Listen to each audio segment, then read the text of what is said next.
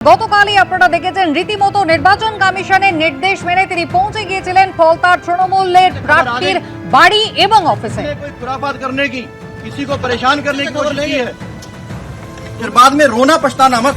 तो जहांगीर खान की क्या लगता है?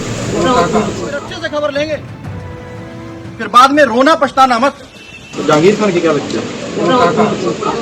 अंकल उसके ड्राइवर का नाम क्या है? जहांगीर के ड्राइवर का नाम हमें जानी ना। अच्छा तुम जानते नहीं?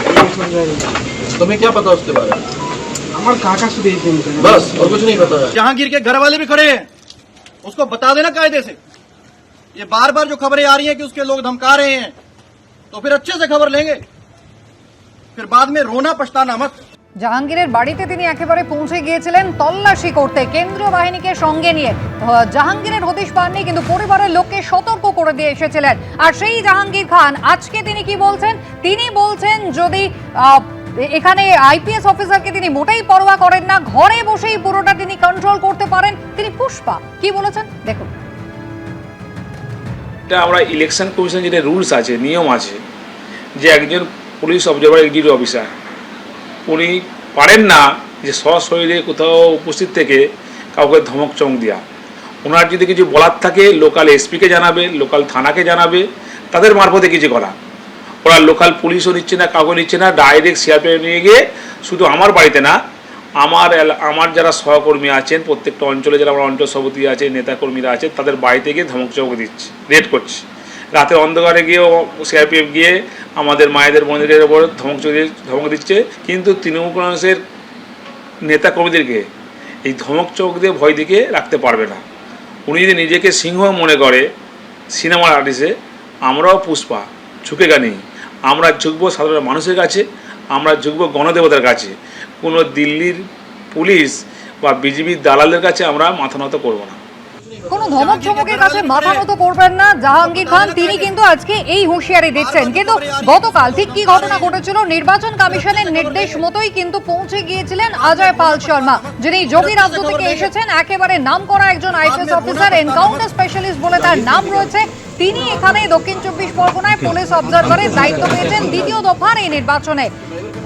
অভিযোগ ছিল জাহাঙ্গীর খানের বিরুদ্ধে যে জাহাঙ্গীর খান ভোটারদের ভয় দেখাচ্ছেন, হুমকি দিচ্ছেন, এমনকি ভোটার কার্ড ছিনিয়ে পর্যন্ত নেওয়া হচ্ছে। আর তাই তার বাড়িতে তল্লাশি করতে পৌঁছে যান এই দাবাং আইপিএস। तो फिर अच्छे से खबर लेंगे, फिर बाद में रोना पछताना मत। तो जहांगीर खान की क्या लगता है? अंकल उसके ड्राइवर का नाम क्या है? जहांगीर के ड्राइवर का नाम हमें जानी ना। अच्छा तुम जानते नहीं? तुम्हें क्या पता उसके बारे में? हमारे काका से देख देंगे बस और कुछ नहीं पता है। जहांगीर के घर वाले भी खड़े हैं, उसको बता देना कायदे से। ये बार बार जो खबरें आ रही हैं कि उसके लोग धमका रहे हैं, तो फिर अच्छे से खबर लेंगे, फिर बाद में रोना पछताना मत। জাহাঙ্গীর খান কিন্তু মোটেই এই সমস্ত হুমকিতে ভয় পাচ্ছেন না। তিনি বলছেন এইসব ধমক চমকে কোনো কাজ হবে না, যা করার ঘরে বসেই কিন্তু আগামীকাল তিনি সেরে ফেলতে পারবেন। দেবজিৎ সরকার, তার সঙ্গে আমরা কথা বলেছিলাম, রাজ্য বিজেপির প্রধান মুখপাত্র, তিনি বলছেন ভোট হবে গণতান্ত্রিক উপায়ে। পাল্টা কি বলছেন তৃণমূলের প্রার্থী চন্দ্রিমা ভট্টাচার্য, পরপর দেখাবো। দেখুন, কে দাবাং, কে পুষ্পা, কে অন্যরকম, কে চার্লি চ্যাপলিন, হ্যাঁ, এসব পরে আমরা শুনবো। আমাদের এখন একটাই কাজ, যে মুঘল সাম্রাজ্য যেটা চলছিল, যেখানে ভারতীয় গণতন্ত্রের বা ভারতীয় সংবিধানের আলো যেখানে ঢুকছিল না, সেই ডায়মন্ড এলাকায়, যেখানে তৃণমূলের উত্তরাধিকার সর্বাধিনায়ক যেখানে সবকিছু চালাচ্ছিলেন, তো সেসবগুলো বন্ধ করতে হবে। মানুষের গণতান্ত্রিক অধিকার যারা বাজেয়াপ্ত করেছিল, সে শাহজাহান, ঔরঙ্গজেব, বাবর, যেই হোক না কেন, তাদেরকে যেতে হবে, সরতে হবে। এটা ভারতীয় গণতন্ত্র, এখানে সরিয়াও চলবে না, এখানে ওই তৃণমূলী সিস্টেমও চলবে না। দক্ষিণ 24 পরগনায় কাকে যেন একটা আনা হলো পুলিশ অবজারভার হিসেবে। তিনি নাকি সিংঘাম হিসেবে পরিচিত। সিংঘাম, বাবা, এনকাউন্টার স্পেশালিস্ট। তো সিংঘাম টিংঘাম যেখানে আছেন সেখানে থাকুন, কিন্তু এখানে এসে যেটা করছেন, এই অবৈধ এটা যে কাজ করছেন আপনি। কোনো পুলিশ অফিসার কি কোনো মহিলাদের, তারা বাড়িতে কোনো পুরুষ নেই, সেখানে ঢুকে রেড করে তাকে ব্যতিব্যস্ত করতে পারে? এটা কি কোনো পুলিশ অফিসারের কাজ?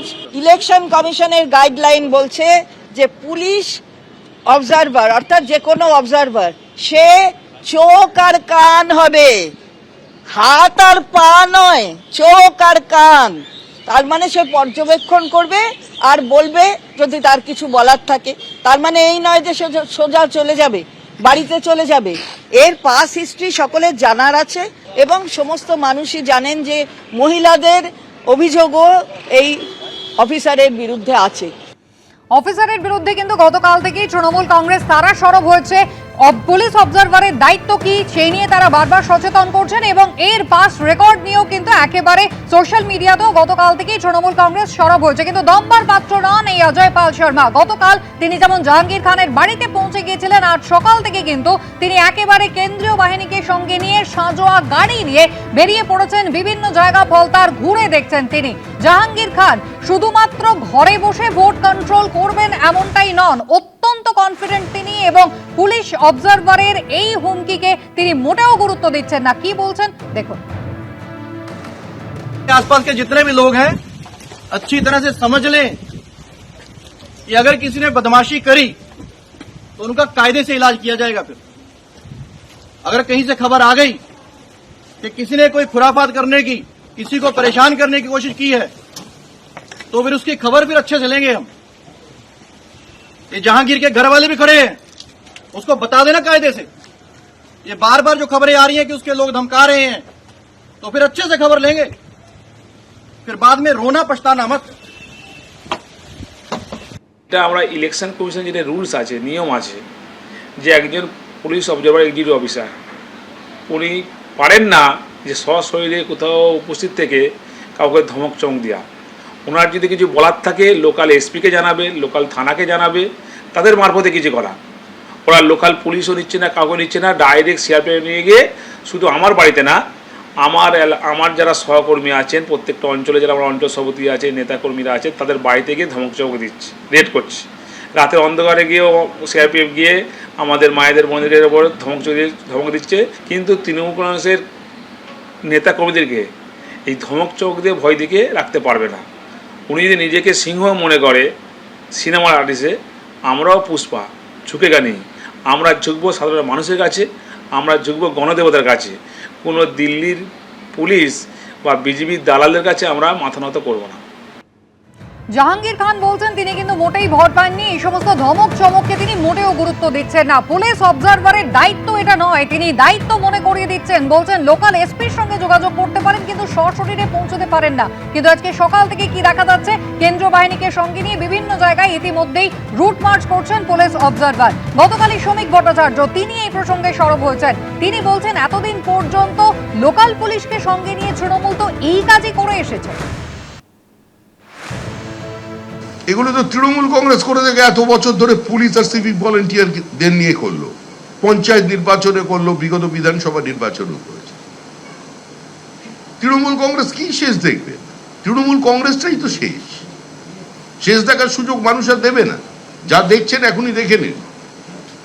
21টা রাজ্যে যে দল সরকার চালাচ্ছে, কংগ্রেসের গর্ব থেকে জন্ম না নিয়ে তৃতীয়বার যে দল ভারতবর্ষের মতো একটা এত 140 কোটি দেশে ক্ষমতা এসেছে, সেই দলকে এতটা অধোগতি হয়নি তৃণমূল কংগ্রেসের মতো যে পুলিশ নিয়ে, কেন্দ্রীয় বাহিনী নিয়ে নির্বাচন করাবে। যেখানে বোম আছে, যেখানে গুলি আছে, যে বাড়ি থেকে বেরিয়ে অন্য বাড়ির লোককে ধমকানো হচ্ছে, ভোট না দিতে যাওয়ার আইডি কার্ড চেয়ে নেওয়া হচ্ছে, জমা রাখা হচ্ছে, সেই বাড়িতেই কেন্দ্রীয় বাহিনী যাচ্ছে। যেন যুদ্ধ চলছে, শুধু নৌসেনা আর বায়ুসেনা নেই। নৌসেনা আর বায়ুসেনা হলে পুরো যুদ্ধ। আরে এই যুদ্ধটা যদি পায়েলগাঁওতে করতেন তাহলে 26 জন সহনাগরিককে হারাতে হতো না, এটা ভোটটা যুদ্ধ। মানুষ তার পবিত্র গণতান্ত্রিক ভোটাধিকার প্রয়োগ করবেন, নির্বাচন কমিশন দেখবেন যে সুষ্ঠু অবাধ নির্বাচন হচ্ছে কিনা। তো মানুষে এক একটা পাড়া থেকে 100-150 সেনাবাহিনী মানুষের বাড়িতে পৌঁছে যাচ্ছে, মানুষ ভীত সন্ত্রস্ত হয়ে পড়ছে। এইভাবে হয় না। আর আপনারা তো আরো পারেন, বলছেন সিংহাম এসছে, কিসের সিংহাম? আরে তৃণমূল কংগ্রেসের কর্মীরা হচ্ছে পুষ্পা, ঝুঁকে গা নেই, ওরা ভয় ডর পায় না। লড়াই চলছে, লড়াই চলবে। এবং 4 তারিখের পরে বিজয় উৎসবেও দেখা হবে। এবিপি আনন্দ এগিয়ে থাকে, এগিয়ে রাখে।